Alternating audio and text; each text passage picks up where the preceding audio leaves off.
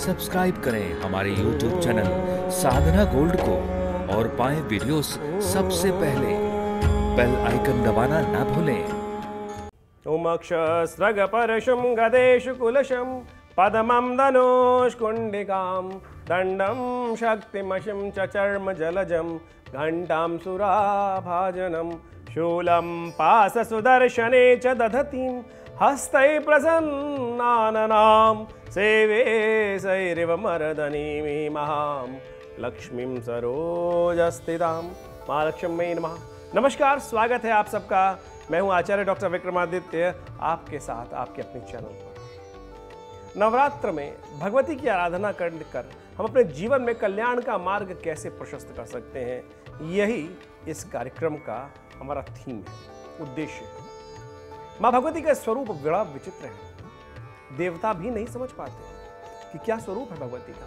तो मैं मूढ़ और कैसे अपने ज्ञान के माध्यम से उनको समझ सकता हूँ।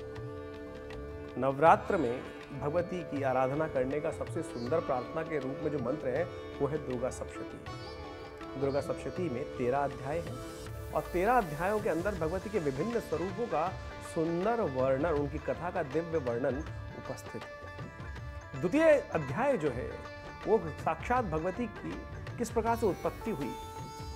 कहा जाता है कि महिषासुर नाम के राक्षस ने जब पूरे विश्व में, संसार में विध्वंस मचा दिया था, समस्त देवताओं को भी इस धरा को छोड़कर कहीं छुपना पड़ा, तब जाकर उनके प्राणों की रक्षा हो पाई।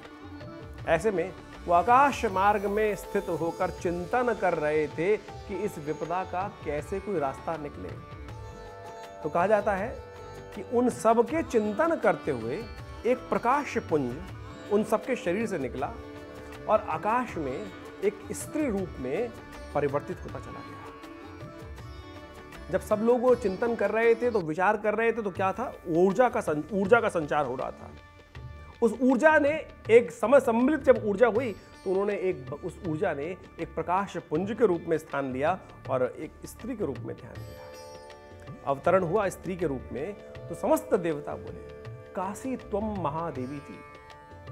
दिव्य अथर्व शीर्ष के अंदर इस मंत्र को कहा गया, काशी तुम महादेवी थी, साब्रवीति अहम ब्रह्म स्वरूपिणी मत्तः पूर्ति पुरुषात्मकम जगत शून्यम च आनंदो अहम विज्ञान विज्ञान अहम ब्रह्मवाणी वेदितव्यम पंचभूतान्य पंचभूतानि अहम अखिलम जगत वेदोम अविद्याहम विद्याहम। यानी भगवती जब समस्त देवताओं ने कहा काशी तुम महादेवी थी, हे महादेवी आप कौन हैं, तब भगवती बोलती हैं साब्रवीति अहम ब्रह्म स्वरूपिणी, मैं ब्रह्म स्वरूप हूं, मत्तः पूर्ति पुरुषात्मकम जगत शून्यम च हम आनंदो। इस संसार में मैं सब कुछ हूं, आनंद और समस्त भाव जो भी संसार में हो सकता है मैं वही हूं। ये तब जाके देवताओं ने समक्ष कहा। किस लिए उत्पन्न हुई भगवती?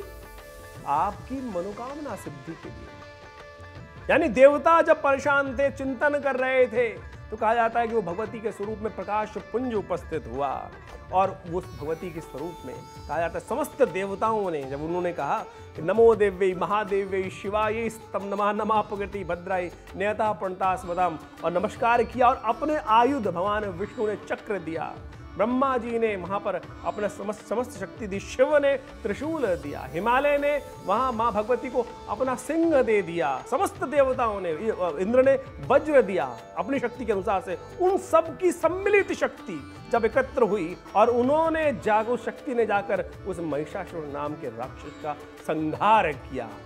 ये है भगवती का स्वरूप जो द्वितीय अध्याय के अंदर दिव्य अथर्व शीर्ष के अंदर उस प्रार्थना के स्वरूप में उस सूत्र को बताया गया है। आज नवरात्र के चतुर्थ दिवस पर हम मां भगवती कुष्मांडा का ध्यान करते हैं। इस संसार की उत्पत्ति किससे हुई? कुष्मांड से हुई।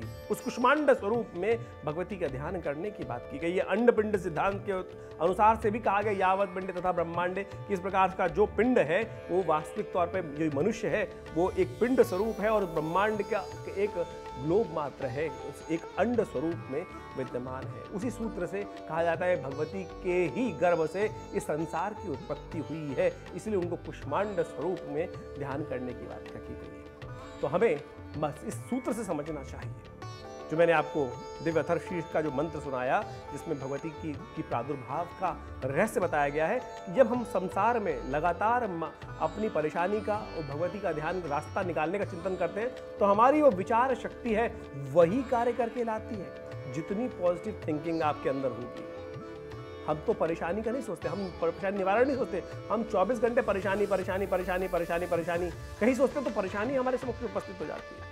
देवता उस चिंतन करने के उपरांत उसका निष्कर्ष निकालने का प्रयास कर रहे थे, तो निष्कर्ष उनकी विचार शक्ति के द्वारा स्वयं एकाग्र होकर उस दिव्य शक्ति के रूप में उपस्थित हो गया। यह है आपकी एकाग्र शक्ति का चमत्कार। नवरात्र वही शुभ अवसर है कि अपना चिंतन जितना पवित्र आप करेंगे, वो चिंतन आपके जीवन में चमत्कार उपस्थित कर देगा और आपकी मनोकामना सिद्धि का रास्ता प्रशस्त हो जाएगा।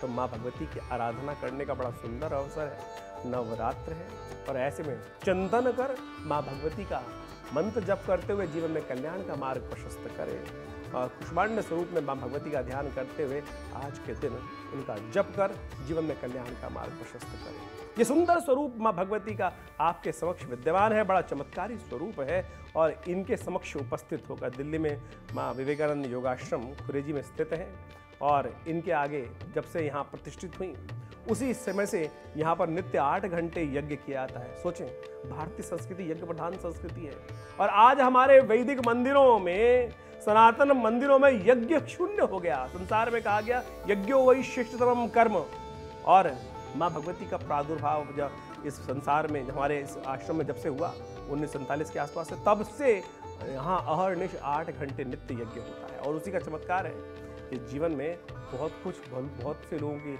हजारों लोगों की मनोकामना सिद्धि होती है। तो आप भी इस नवरात्र पर माँ भगवती का दर्शन कर जीवन में कल्याण का मार्ग प्रशस्त करें। नवरात्र में माँ भगवती आप समस्त लोगों की समस्त मनोकामनाएं, सिद्ध मनोकामनाएं सिद्ध करें, जीवन में कल्याण का मार्ग प्रशस्त हो।